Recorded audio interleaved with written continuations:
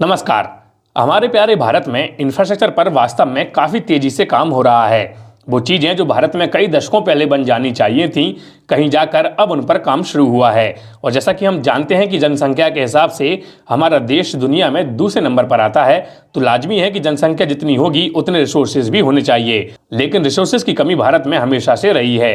लेकिन अब 2025 तक भारत की तस्वीर बदलने वाली है। जी हाँ, 2025 तक भारत में ऐसा बहुत कुछ डेवलप होने जा रहा है जिसके बाद भारत एक नया भारत बनेगा। तो आइए हम जानते हैं कि 2025 तक भारत में क्या क्या बनेगा और इससे भारत को क्या क्या फायदे हो सकते हैं। तो उम्मीद है कि आप इस वीडियो को आखिर तक जरूर देखेंगे। इसके अलावा अगर आप ऐसे वीडियोस देखना पसंद करते हैं और आपने अभी तक हमारे चैनल को सब्सक्राइब नहीं किया, तो मैं आपसे रिक्वेस्ट करता हूं कि आप हमारे चैनल को सब्सक्राइब भी कीजिए और बेल आइकन को भी प्रेस कीजिए ताकि भविष्य में हम कोई भी ऐसा वीडियो अपलोड करें उसका नोटिफिकेशन सबसे पहले आपको मिले। चलिए बढ़ते हैं आगे। मेरा नाम है पंकज और आप देख रहे हैं इंडियन यूथ। आपको बता दें कि भारत एक तेजी से आगे बढ़ती हुई अर्थव्यवस्था है और इसी अर्थव्यवस्था को और ज्यादा मजबूती देने के लिए मोदी सरकार कई तरह के प्रोजेक्ट्स पर एक साथ काम कर रही है, जिनमें पहले नंबर पर आता है आधुनिक एयरपोर्ट्स। आपको बता दें कि हमारे देश में हवाई यात्रा करने वाले यात्रियों की संख्या काफी तेजी से आगे बढ़ रही है और यात्रियों की संख्या के साथ साथ हवाई मार्ग के द्वारा एक्सपोर्ट और इंपोर्ट के बिजनेस में भी वृद्धि देखी जा सकती है।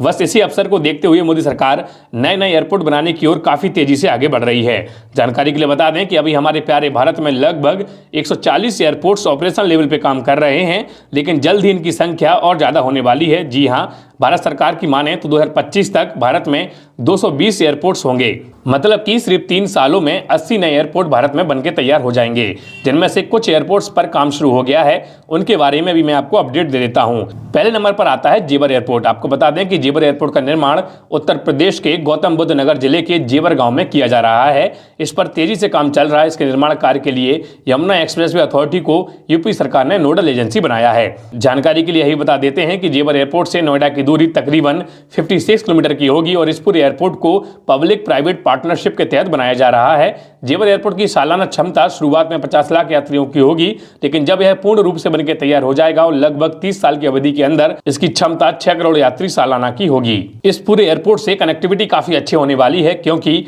यमुना एक्सप्रेसवे के जरिए जेवर एयरपोर्ट देश के दूसरे हिस्सों से भी जुड़ेगा। आपको जानकर खुशी होगी कि जेवर का यह एयरपोर्ट चीन को पीछे छोड़ एशिया का दूसरा सबसे बड़ा एयरपोर्ट बनने वाला है। यह एयरपोर्ट लगभग 5000 हेक्टेयर यानी कि 12,355.27 एकड़ के एरिया में फैला होगा।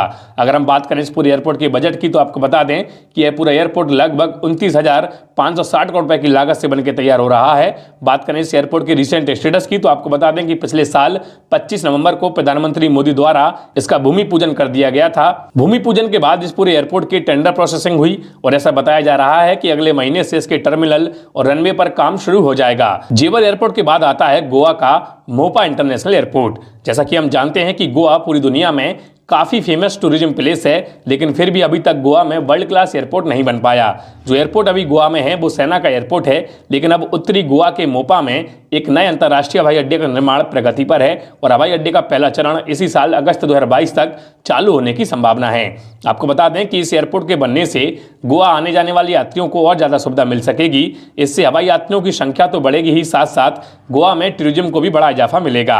आपको यही बता देते हैं कि यह पूरा एयरपोर्ट लगभग 232 एकड़ के एरिया में बनकर तैयार हो रहा है और इसकी कुल लागत लगभग 3000 करोड़ रुपए आंकी गई है। मोपा इंटरनेशनल एयरपोर्ट के बाद आता है नवी मुंबई इंटरनेशनल एयरपोर्ट।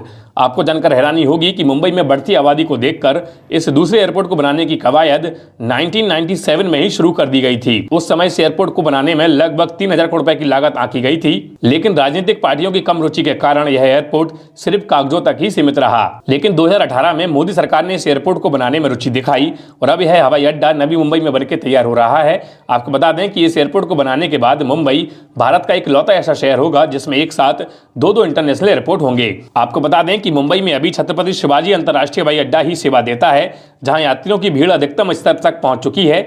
इससे निपटने के लिए ही इस नए हवाई अड्डे का निर्माण किया जा रहा है। आपको जानकर खुशी होगी कि इस इंटरनेशनल एयरपोर्ट की बनावट बेहद ज्यादा खूबसूरत होगी और यह पूरा एयरपोर्ट काफी ज्यादा हाईटेक भी होगा, जिससे यात्रियों को उच्च स्तर की सुविधा मिल सकेगी। आपको बता दें कि यह पूरा एयरपोर्ट लगभग 16,000 करोड़ रुपए की लागत से बनकर तैयार हो रहा है और यह 2024 तक पूरी तरह बनकर तैयार हो जाएगा। नवी मुंबई इंटरनेशनल एयरपोर्ट के बाद अब हम बात करते हैं राजकोट एयरपोर्ट की। राजकोट गुजरात का एक ऐसा शहर है जो दुनिया में ग्रोथ के मामले में 22वें नंबर पर आता है और अब इसी राजकोट में दूसरा ग्रीनफील्ड एयरपोर्ट बनने जा रहा है। आपको बता दें कि अभी जो एयरपोर्ट है जिसका नाम राजकोट सिविल एयरपोर्ट है वो भारत के सबसे बिजिएस्ट एयरपोर्ट में से एक है, इसलिए राजकोट में यह दूसरा एयरपोर्ट बनाकर तैयार किया जा रहा है। यह एयरपोर्ट लगभग 2600 एकड़ के एरिया में फैला होगा और इसमें 3400 मीटर लॉन्ग और 45 मीटर वाइड रनवे होगा।